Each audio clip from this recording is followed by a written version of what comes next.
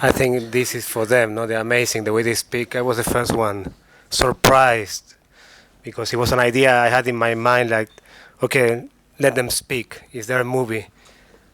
But on the way to Gaza, I thought maybe I wasn't sure if they had enough, content to fill a movie, just with their speeches.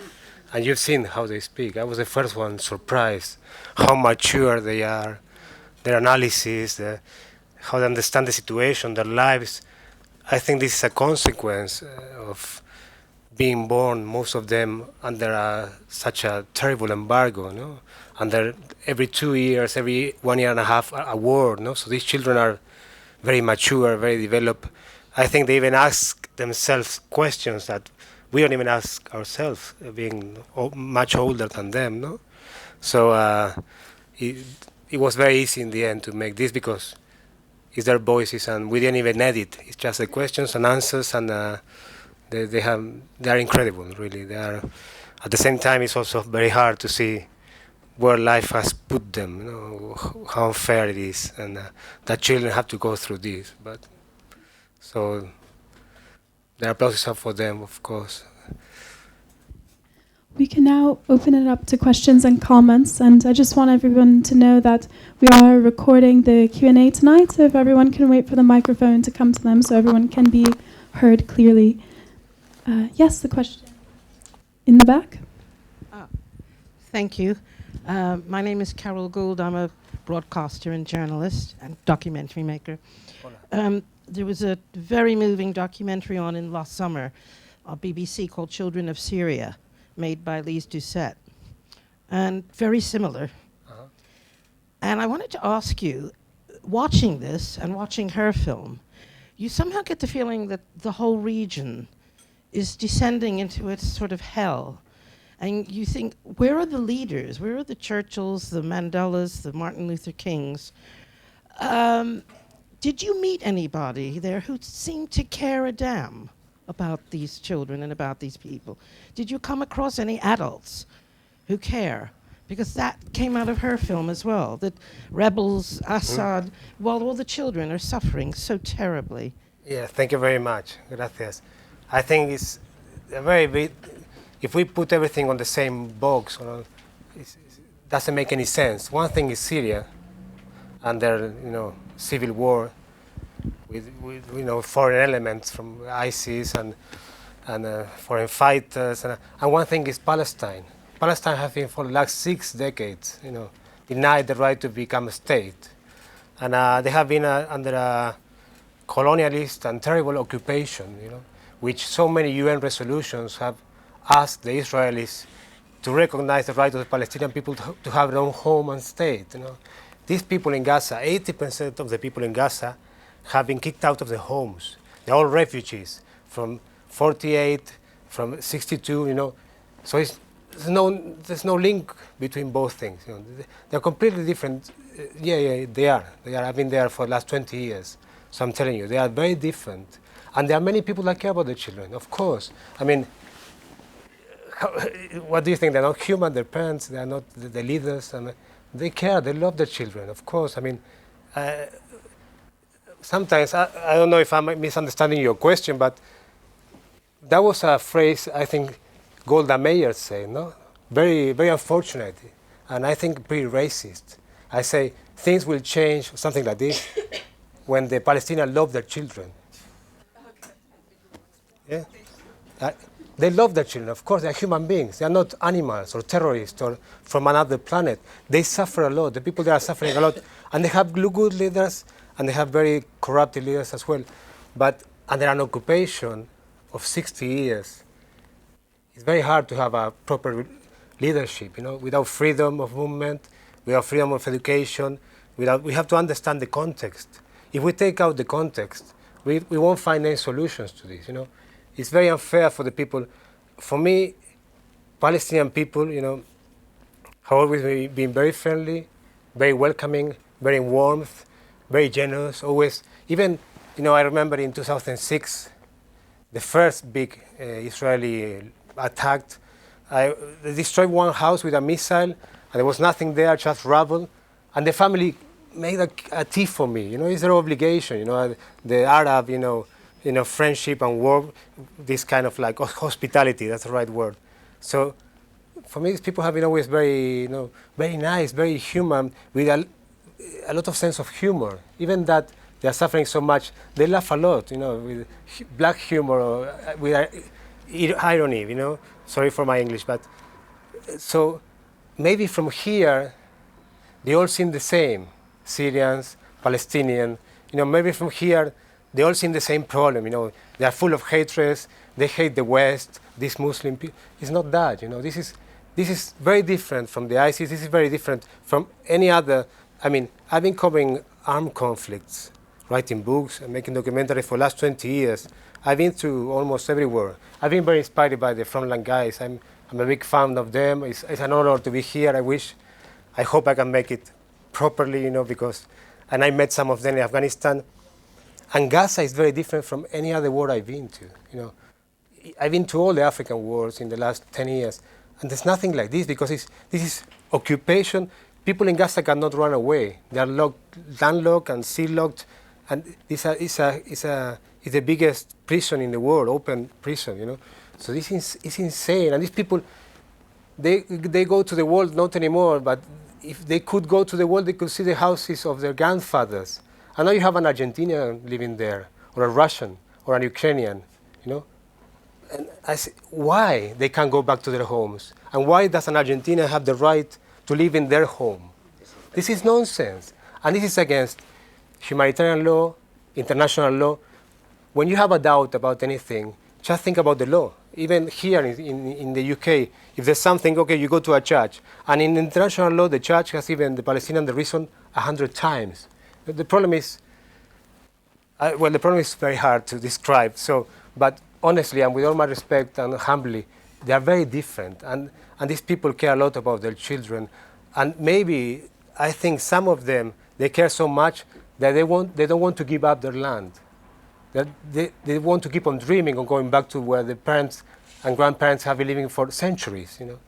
Sometimes when I see some of my friends are so stubborn about resistance, and because they say we'd rather, we don't mind giving up everything because we want to get what is ours, what international law and ethics and morality says is ours, and we have been denied of this right. And I think it's, the people in the Sahara and the Palestinians are the only people I met that they are in such a. It's hard to understand, really. It's hard to understand why they are denied of these basic rights that we all have. We all have a right to go back to our houses and live there and be in peace and be respected by our neighbors.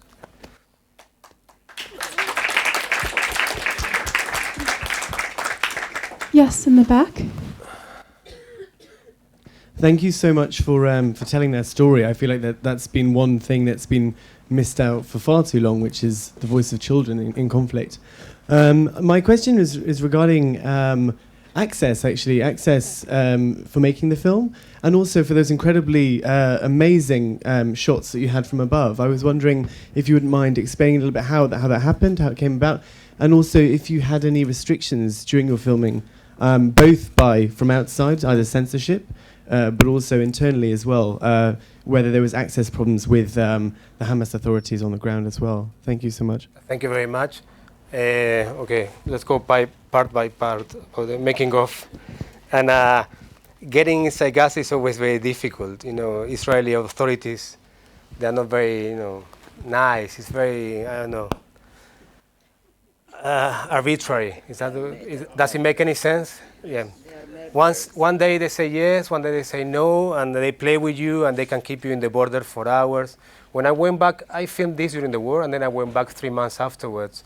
And they told me, for example, okay, you go inside, you have 5 days to go inside. And I'm shooting the first day, and on the second day in the morning, they called me to go out. So that's why also the movie, I couldn't finish as I wanted to, So, but there was no reason for this. And the day before, they told me I was allowed to go, and they play with you a lot. They make all these excuses, and they move you around. And it's the same thing they do with Palestinians. So in that way, it's fair game, Regarding inside Gaza during the war, there was no one. All the authorities were gone, we were hiding. So I was just roaming around and doing whatever I wanted to. In, in regard of the way it was filmed, it was a bet. Also, like, first I told you that when my idea was to let the children speak, and I wasn't very sure if that was going to work, if they have enough, speech to keep like 70 minutes long movie, just with their own voices and thoughts, and it worked. And the other idea I had, and I think I stole this idea from Tim Hertington. He died in Libya, and he's been honored in this club, in the Frontline Club. When he went to Liberia in the Civil War, he wanted to show the war through a different perspective, no?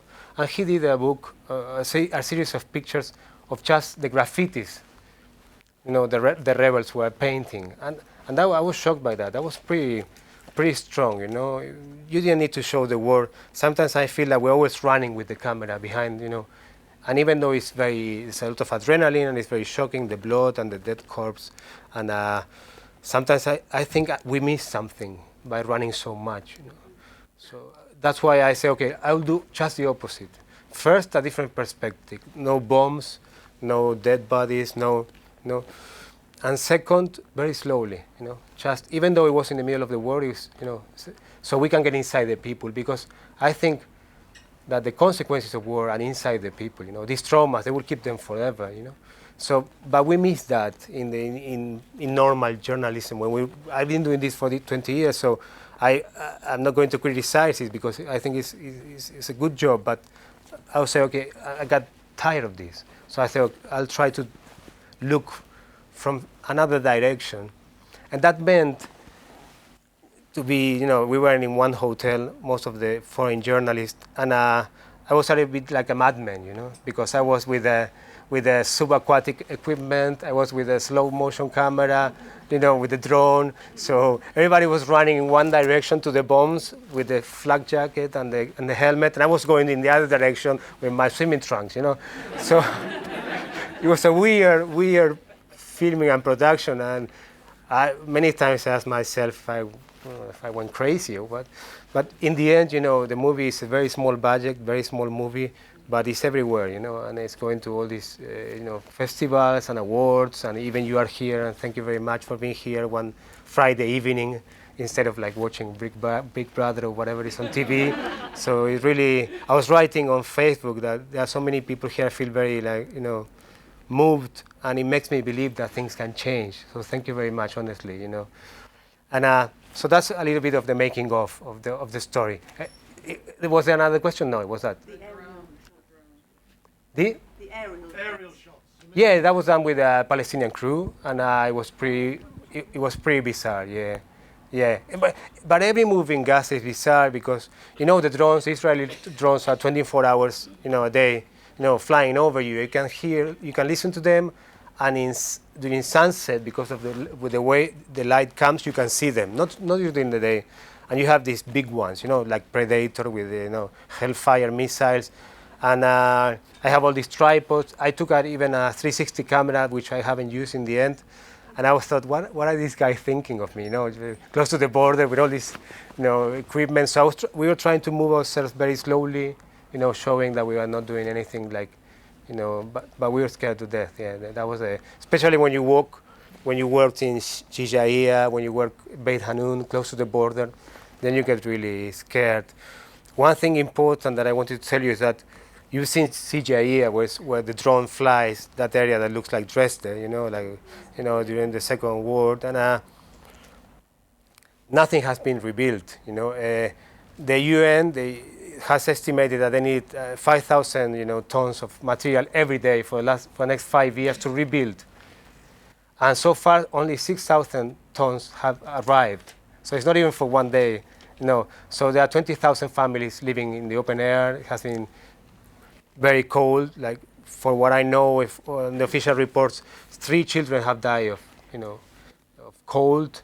So it's also, this is just to remember that when bombs are not dropping in Gaza, the embargo is killing people, And in 2006 and 2007, I did this work of going with children to the border. Children that needed surgery, and they were not allowed to leave. And many died, and I have also a record of that. And so this is just an example that when you have half a million people landlocked in a place with walls, and they cannot go out to do anything outside, only a few of them, if they are lucky, people die because of lack of medicines, lack of electricity, lack of coal, lack of gas. It's a very miserable life, and compared to a tornado, a typhoon, an earthquake, this is man-made, and this is collective punishment. Very, very, very well thought and well organized, and it's to drive people crazy, and I think in the end is to break their will to go back to what they deserve to go, to their houses and to their land. I think it's very well thought how it works. It's not casual. It's not after 80 years we cannot say it's a mistake. In the front, just one moment. Thank you very much for staying. I mean, I thought everybody was going to run after it's finished. I wanted to ask this incredible knowing and the way the children are and the way that they speak. And obviously, I don't speak their language, but there were moments when they used words that I was really surprised, and the way that they talked about needing psychological help. And I just wondered if you would talk a little bit about this sort of environment and what is being discussed, and how do they understand needing psychological help? What does that what does that mean? And is there any possibility of getting psychological help? Yeah, I was, that statement of Hamada, when he says that, I was shocked as well, but this happened to me a lot of times. Sometimes I lived a long time in Calcutta, and I started out working as a journalist in Calcutta. There I wrote my first book and I filmed my first documentary. And one thing that shocked me in '92 in Calcutta, '93, is that how much people were aware of who they are and what they are suffering. And nowadays, with smartphones and the internet, people are even more aware of the place they are in the world. I mean, and that's always is surprising, but it's true. We think that people don't know because they are poor or they are far away or they are neglected. That people don't know really. They are not very pre-aware of how much they are suffering or where they are in the world. But the children in Gaza, again, they surprised me and struck me because they know so well. They know so well that we were there in August, and across the Mediterranean, children in Spain, in Italy, in Greece, they were playing in the beach, and they were always asking the same question: why us? Why me? Even an older girl that she wasn't in the movie at the end, she said, why can't I buy books on Amazon? Even a simple question like that. So they are aware of so many details and so many.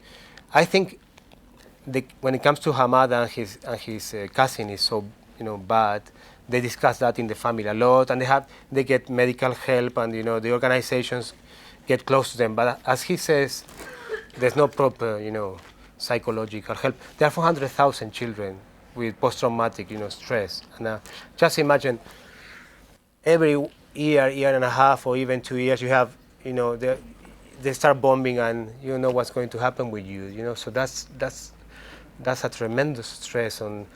Even for us journalists, that we go for 2 weeks, then we come back home really messed up. Just imagine 8 years of one after the other, and being a child, they are so much more vulnerable. And there's also a feeling, I think, they feel, coming back to the first question, but it is not true. They feel a lot that the elders are failing them, So that's why I think they're also a little bit mature, and they want to take things in their hands, because they think when they look up at their parents and grandparents, somehow they are not protecting them, So maybe that's another reason why they think so much about things, they observe and they demand, That's why that statement from Hamada, when Calle, the translator, told me that, I was like, are you sure he's saying this? We have everything translated 3 times because I was the first one so surprised. How come they are speaking like this? How come, he needs psychological help? Well, his cousin tried to commit suicide. and he's crying every day, and he's shocked. So, of course, if you have like someone in your family that is drinking or with Down syndrome, whatever can happen, then you start thinking about that. I don't know if that answers your question. Thank you. Yes, in the front. Pardon.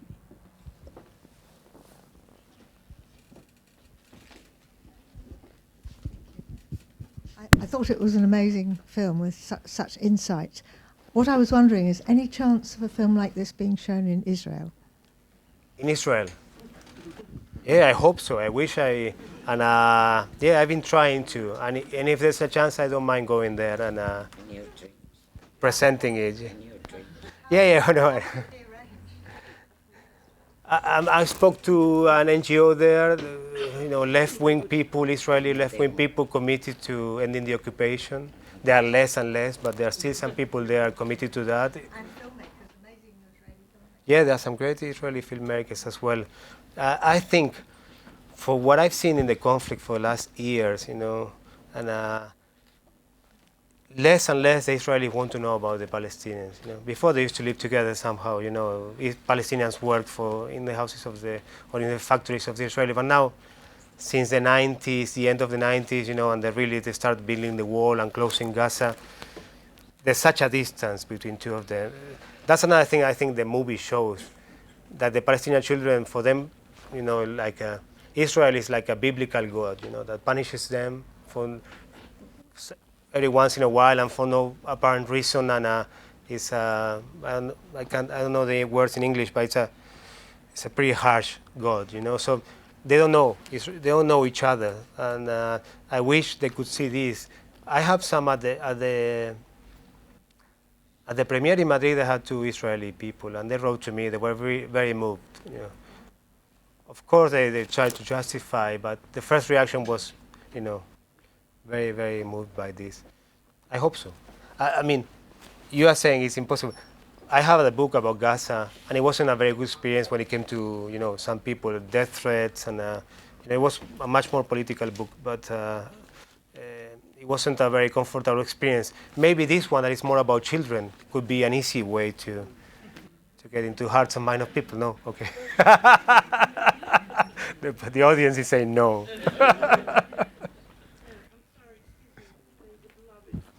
Could you pass the microphone?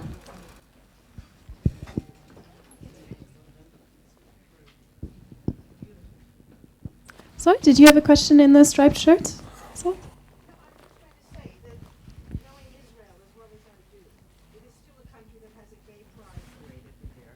Where Tel Aviv is now the most gay-friendly city in the world, and there is a huge movement in Israel to see things like this, to talk about it. We forget this. Once there was a time when Yitzhak Rabin was prime minister.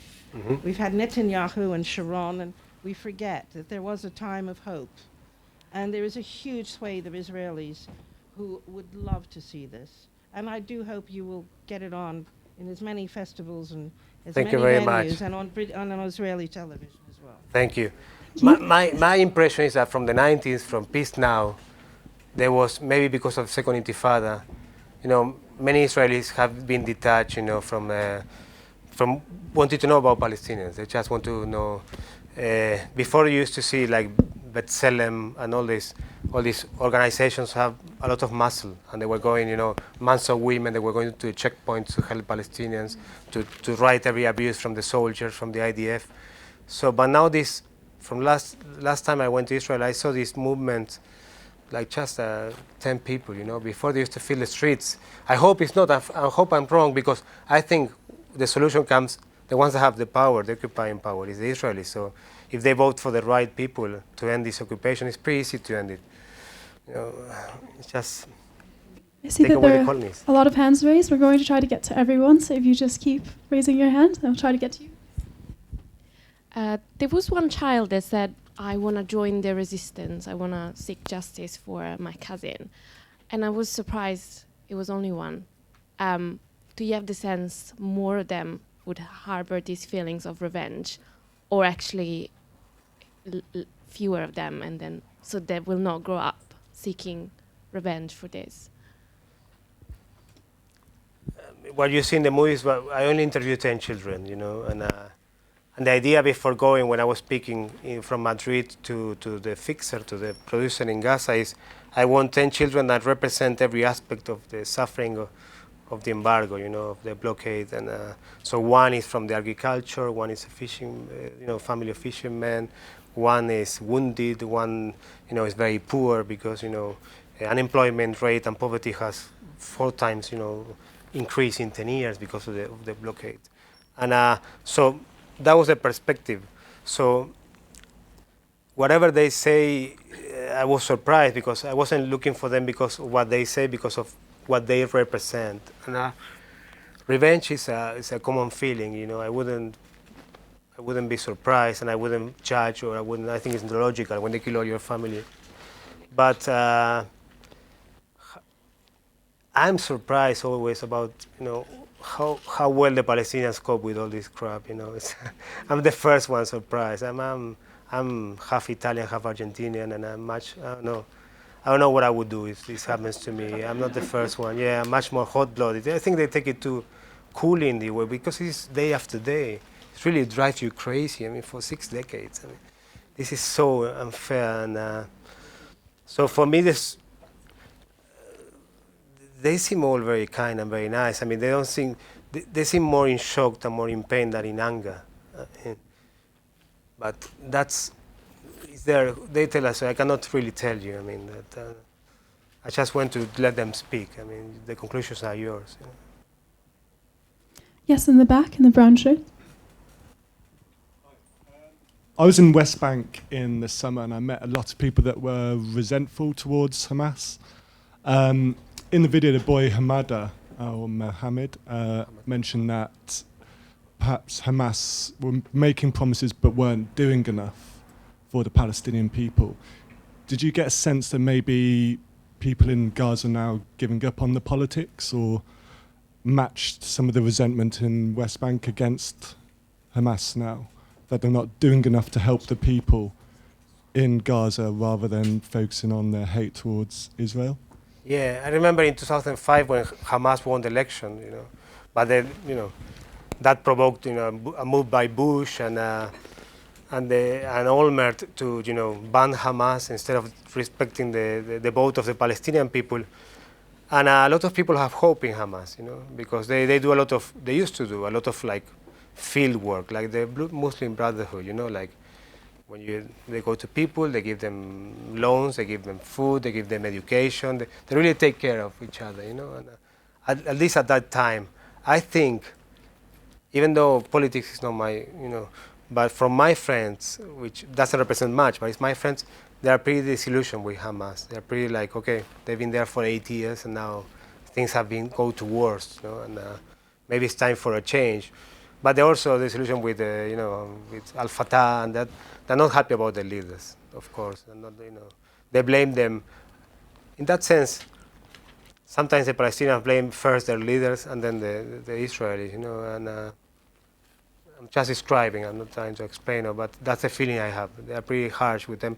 And when Hamas won the election in 2005, it was 6, I'm sorry, by February, I think it was, they have a lot of hope, you know, that this could change things, but it hasn't. Is there a question over here?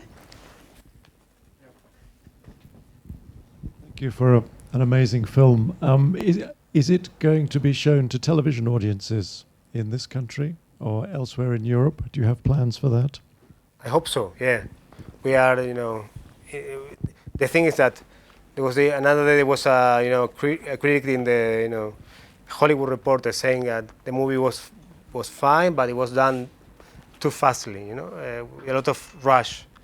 But for me, it was very important when, as soon as, you know, I went in August and then in October back to Gaza, and in 3 weeks it was finished. You know. Usually it would take 1 year, you know, to make a proper documentary.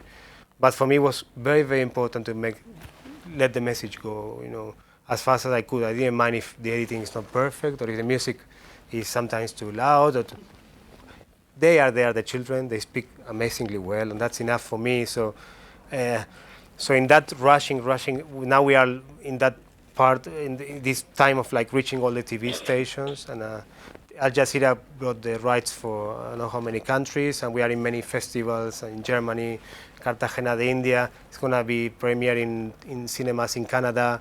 So, but we need more time. You know, even though we rant a lot, and to have the movie ready, it takes time to go to markets and sell it to people, and the industry goes very slow. You know, which in a way frustrates me. You know, but because I would like people to see this before the next time they feel tempted to, you know, throw rockets at Gaza again, you know.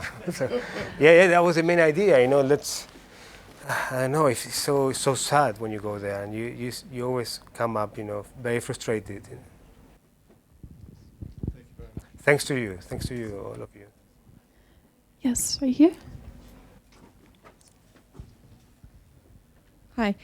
You mentioned the need to show the other side of the conflict, as in how it affects people, as opposed to just showing, you know, the impact of the actual bombings themselves.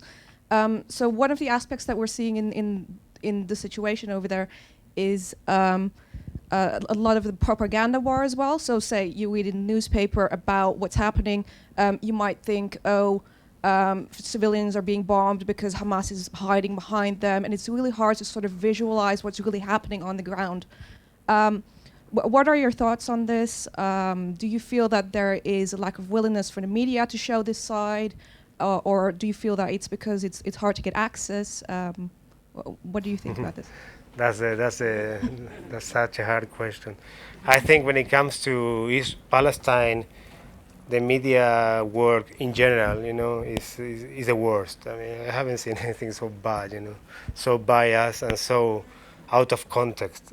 It's frustrating when you read, especially in America. I don't know here in the UK, but in America, it's annoying how there's no context. Seems like there was no Palestine before. People are not refugees. They're not behind walls. They haven't been denied of the right for so many years, and this is just people full of anger that want to destroy the West and the gay parades, you know, but so it makes me sad. Makes me sad when I see some good journalists doing such a lousy job, you know. And that's I don't know if they're afraid, if they just because even, you know, Obama knows the truth about this. He studied the conflict before, and he had a hard opinion. But when you closer to power, somehow, you know, seems like all the ideals vanish. I don't know how and what's the effect, you know. It was hard to get a producer for the movie, I have to tell you. People are scared, and people are, you know, they think twice about it before going involved to. But the good thing I think one of the good things about being a reporter and going to the ground is that it's hard to, you know, be detached from the truth, you know, because you are born to these children, you are born to these people, you owe them something because they open the houses and the hearts. So it's very hard to go back home and write, they're full of hate and they deserve to be bombed and be landlocked because these people hate the West and they hate us all and they want to, I mean, so that's easy for the anchor news, for people here, you know, and but most of the journalists that go there to the ground, I see many people change when they go there. And I think it's important to show and to bring the reality here. And the media, you know, treatment of this conflict is one of the problems. People have no information, no proper information. And when you speak about colonies and occupation, people are surprised, you know, why? You have to explain everything. Okay, Resolution 242 and this, you have to go back to, you know, and anyway, what else have you asked me? I'm sorry. I was just thinking mainly about the visual aspect because visual, okay. But what we usually see is some what you described. You know, people running behind what's happening, and then some smoke billowing up over the skies. But now we're actually seeing what it means for actual people who are involved for, you know, not even being directly involved in the conflict, but just simply living there. So I'm just wondering why we're not seeing that more often. Is that because there's a lack of footage, or because there's just not really interest from the media to show that, or any other possible problems? I really don't know the answer. Sometimes I know it's not myself, it's not my case because I have my own company, I do my own thing, but I see my friends that they run from war to war and or from thing to thing, and it's 10 days, and then even if the war continues, they just go away. And my experience is that the worst part comes after the war, always. The traumas and even the violence can be, rape, UC Congo and RDRC Congo, and rape, and all these traumas, and people get very, very traumatized and very violent. And once the guns speak and that sort of dialect of language doesn't go away when there's a truce and there's a peace agreement, that stays and remains. That violence, that anger, that macho thing stays in the society and takes many years to go away. See, for example, another place where I worked a lot is Somalia, and today was a big bombing, and many members of parliament died, and 20 years of Somalia, of just talking with guns, and that's it's very perverse. So maybe the mistake of, or not the mistake of, the need of rating and share and selling newspapers makes us go very, But there are many people doing amazing things, and books and documentaries. They take a lot of long time, and we have to look for it, Yes.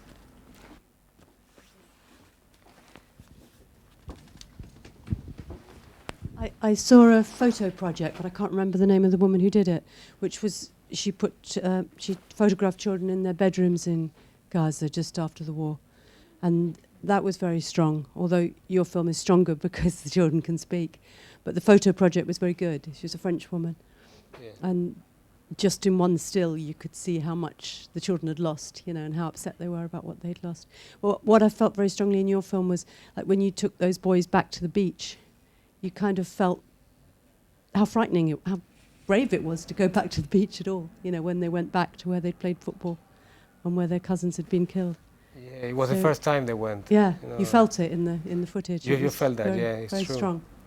They were really Well moved, done. and they were like shocked to go back. But and I, You felt frightened for them, you felt, God, it could happen again. I felt a bit watching guilty. the film. I didn't want it to make them suffer and bring back the trauma, But somehow one of the fathers say, okay, they have to go back sooner or later, so let's go, When we're discussing, shall we go back to the beach? And he said, I wasn't sure, And he said, no, let's go. It's time that they face that, After that, they were all the time inside the house, scared to death. So I think they decided that they wanted to go. So it was very moving, very, very terrible moment. Yeah. Yes. Thank you very much. It was a really powerful, amazing film. I just had two quick questions. One of them's just related to the point the lady just made, which was, it struck me that you were filming quite a lot of very private moments, like when the children went to their father's grave. And I wondered how much you were sort of invited in and invited to witness moments like that and going back to the beach after that very traumatic experience. And then the second question I had was what kind of follow-up is being done now with particularly the little girl that needs surgery and also the psychological help that the little boy needed. Okay, thank you very much. When it comes to intimacy, that's a hard, it's always a fine line. My previous movie to this was War Against Women. I was 5 years interviewing raped women in 10 different conflicts. So that was harder, it took me a lot of time. I went to Congo many times, even without shooting them, just to know them.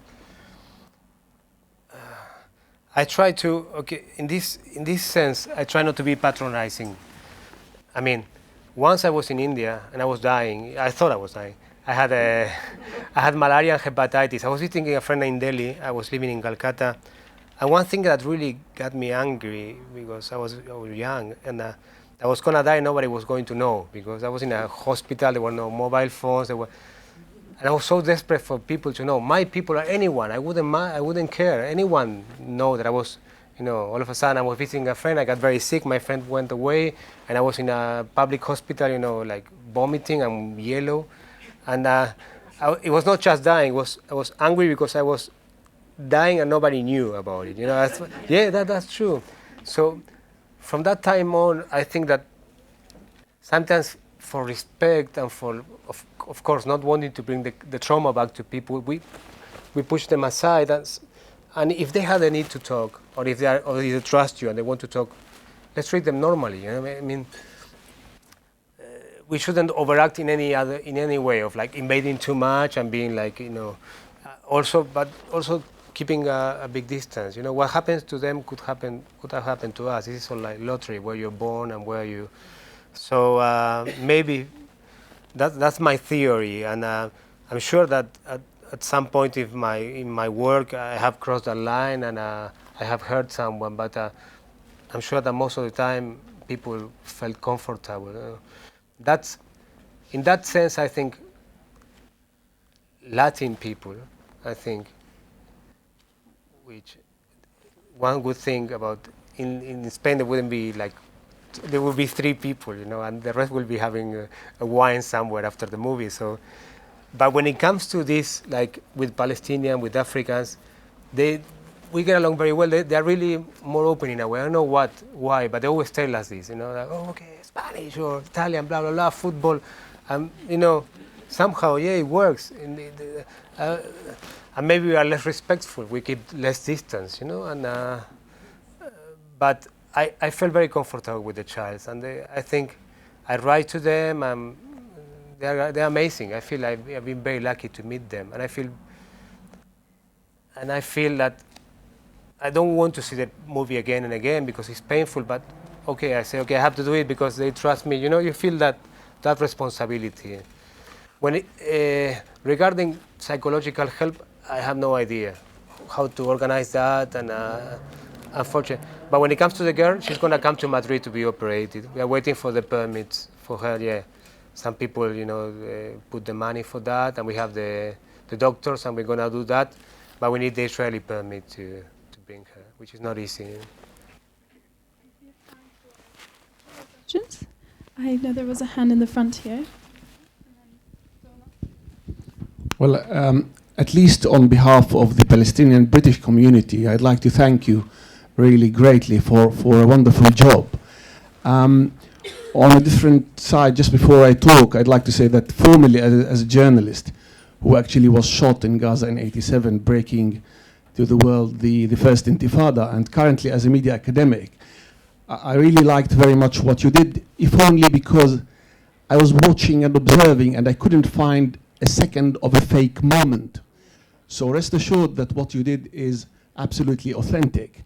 Now, for my fellow British citizens, I'd like to remind them that mainstream British media is absolutely appallingly partial, including, of course, the BBC and other journalists and other media or organizations. And just to remind them that in 2009, the BBC refused to even advertise the appeal for Gaza. And now thinking that we're living in Britain as a really free country doesn't really go in line with the bias and the controlled and the censored, even self-censored British media when it comes to Palestine, let alone that Britain is responsible, or second most responsible country to the Palestinian catastrophe. And thirdly, we shouldn't as well, and I agree with you, when it comes to the openness of the Palestinians in Gaza, in particular, having known them since '87, engaging with the media is a form of therapy in itself.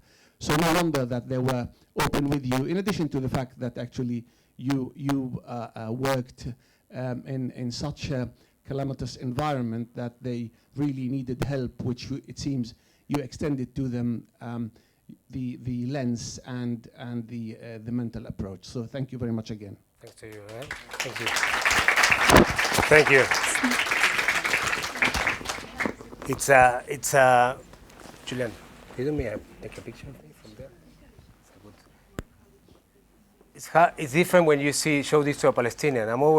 It's the first time I have this reaction, so I'm always wondering, how would you feel? I mean, it's your land, it's your people, and I'm glad you felt it's honest and it's respectful, and with all its flaws and its achievements, but thank you very much. It's important for me as well. Hello. Hello. I want to say thank you, like everyone else, for sharing your wonderful film with us. And just going back to the children and some of the medical issues that they have, were there any aid agencies who are working with them that you were impressed with, that were really were able to help, like Médecins Sans Frontières, or did you come across? No, I wasn't. I don't, I don't work along with NGOs too much, and I have all my respect for people that are being in Gaza. Is all the NGOs and people that decide to go there, but I don't follow their work too much, I cannot. So you weren't aware that they were helping? They were there to, the little girl who's going to go and have plastic surgery. You said in Madrid. Yeah, that we'll do ourselves. Is anybody else?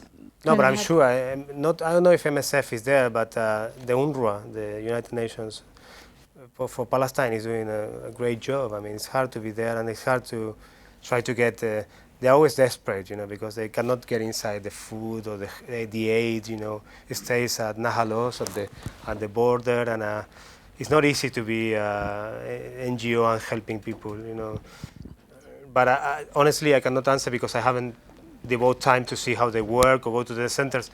I try, when I go in Africa and everywhere I go, I try to, not be away from the humanitarian. I think I try to go straight to the stories, not through, with all my respect for the work they do an amazing work, and I'm really impressed, and I think it's very important. But some journalists, they always go with NGOs and they try to see, but I always try to be away. We have a question in the back here, and then we have time for, I think, 2 more quick questions. Thank you, it's fascinating. My question, obviously the whole film was about the psychological impact of things, and obviously on the children. You said it's been going on for so long, recently things are getting worse and worse. Do you feel like from that psychological warfare point of view, it's working? Do you feel like the Palestinian people are being broken down, their expectations are being lowered? Yes.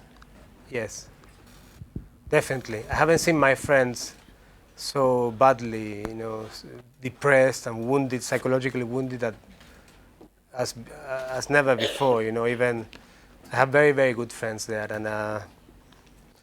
and for the first time they seem to be, like giving up in many ways, and they don't see any hope. They haven't seen much hope, but this time they're really. This strategy is working, yeah. I think you're absolutely right. There's nothing more I can add to that. 2 more questions right here, and then right over. I just wanted to answer the lady in the front's question about medical help. I'm a trustee of medical aid for Palestinians, and you probably saw the Shifa hospital. I mean, it's very well equipped, extremely experienced doctors. The United Nations has a whole series of doctors and so hospitals and clinics there. So for basic medical care, they have what they need, and organisations like MAP make sure that there's enormous supplies of medical equipment in preparation for the next one. Obviously, for more complicated surgery, they have to get permits to go either Israel or abroad, or maybe to the West Bank. That is the real problem for more sophisticated stuff. No, let me add to what you said. I mean, and congratulations for your work.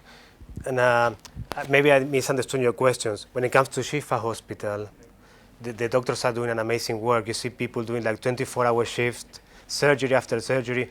I'm very impressed. That's why I chosen the son of the ambulance driver, because I always admire those guys. They go to the front line with the ambulances. They pick up the dead bodies or the wounded people. They're very, very brave. And every invasion, every offensive, plenty of them die. And of course, I thought you were speaking about foreign NGOs and no local. I mean, the people you see working every day is local people that are doing an incredible job and pretty skillful and very dedicated and very committed. And these doctors at Al Shifa Hospital, they have all my respect. And I think my dream was once to do a documentary about doctors in war zones, because in Lebanon, I remember in 2006, in the war, there was a doctor that stayed 33 days, surgery after surgery in Cairo, and they are amazing. They are really amazing people. They are you know, maybe this is a cliche and a little bit cheesy, but they are heroes, you know, and unknown heroes, and but it's true. Somehow when you meet them, you feel that, you know. And We have time for one last comment, right there. And then I apologize if we weren't able to get to you. Please continue the conversation after the Q&A if you would like to. Okay. We'll be here. Yeah. Thank you. Just to say, I'm on the documentary committee at BAFTA. Make sure you enter it, because a lot of producers and directors forget, and it's absolutely crucial.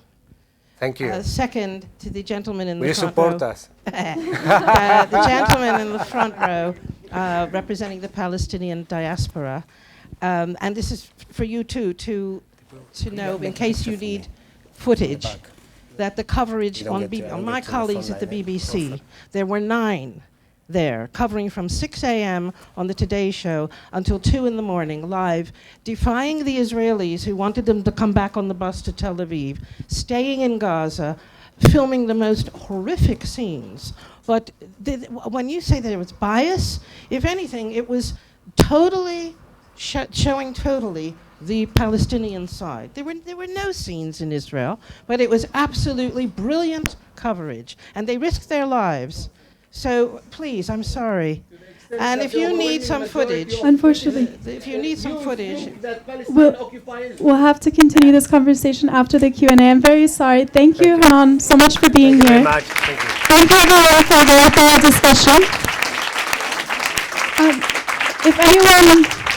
If anyone wanted to find more information about the film or your upcoming work, where would be the best place to look? Nacido en Gaza. That's hard. Born in Gaza in Spanish. We have a website. Okay, perfect. Thank Thank you very much.